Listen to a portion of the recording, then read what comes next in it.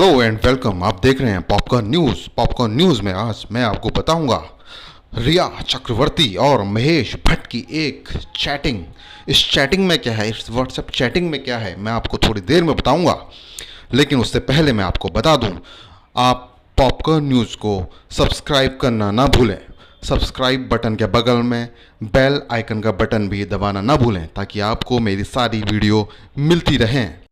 Sushant suicide case में CBI अपनी जांच शुरू कर चुकी है।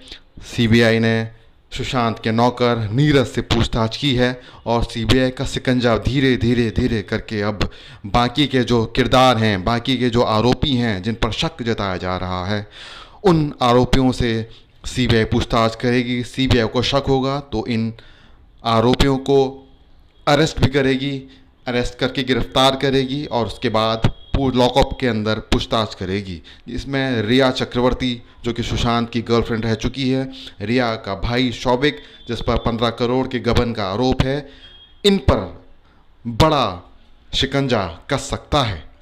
लेकिन इस बीच मैं आपको एक बड़ी खबर बताता हूँ। एक व्हाट्सएप चैट बहुत तेज़ी से वायरल हो रहा है। ये व्हाट्सएप चैट जाने माने फिल्म मेकर महेश भट्ट और रिया चक्रवर्ती के बीच का है। महेश भट्ट ने एक फिल्म डायरेक्ट की है जिसका नाम है जलेबी। जलेबी फिल्म में रिया चक्रवर्ती हीरोइन हैं। इसी फिल्म को लेकर कुछ दिन पहले महेश भट्ट और रिया चक्रवर्ती का एक इंटीमेट पिक्चर वायरल हुआ था और अब एक व्हाट्सएप चैट वायरल हुई है।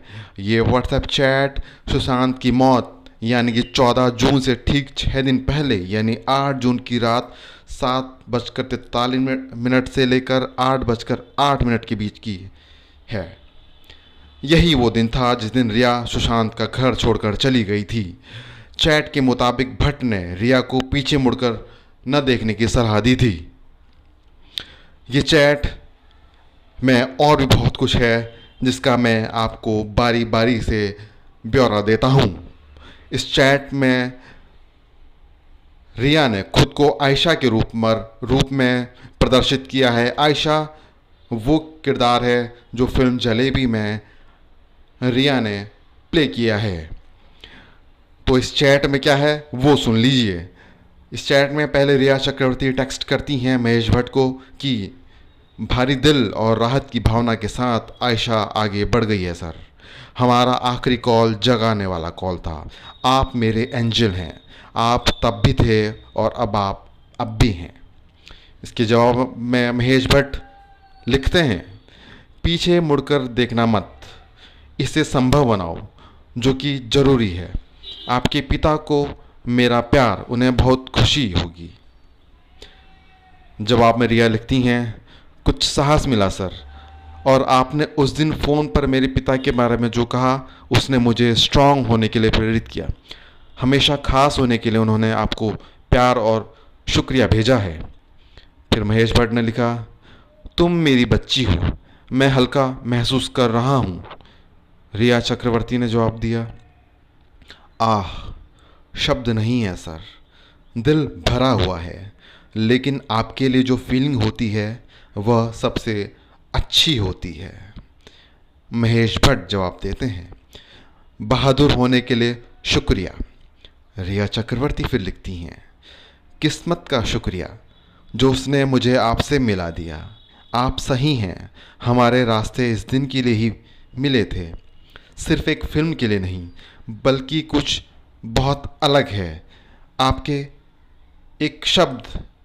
आपका कहा एक एक शब्द मेरे दिमाग में गूंजता है और आपके असीमित प्यार का गहरा प्रभाव महसूस होता है। महेश भट्ट लिखते हैं फिर, हाँ, अगर मैं काम न आ सका तो मेरे होने का कोई मतलब नहीं है। रिया चक्रवर्ती फिर लिखती हैं, आपने मुझे फिर आज़ाद कर दिया, भगवान की तरह एक ही ज़िंदगी में दूसरी बार।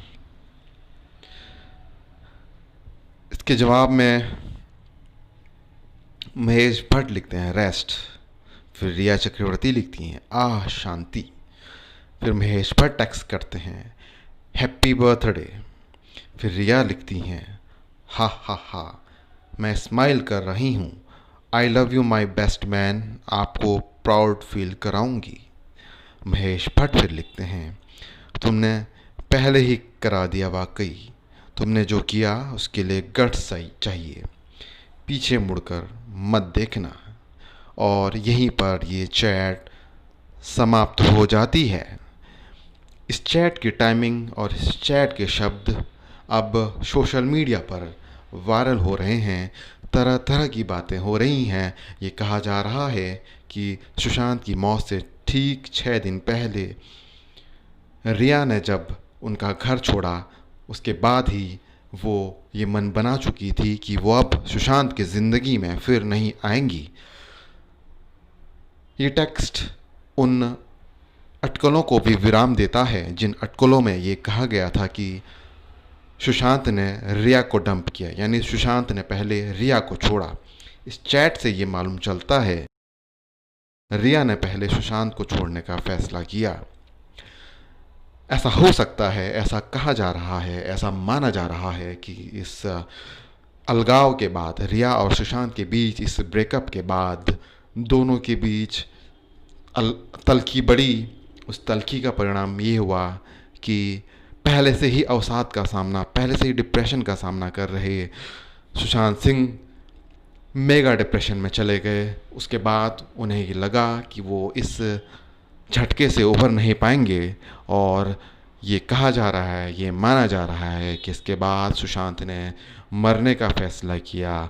उन्होंने माउंट ब्लैंक, मुंबई के माउंट ब्लैंक, जहाँ उनका किराए का फ्लैट था, वहाँ पर उसके घर में, अपने घर में अंदरूनी कमरे में सीलिंग फैन में रस्सी लटकाई और उस रस्सी पर लटक गए।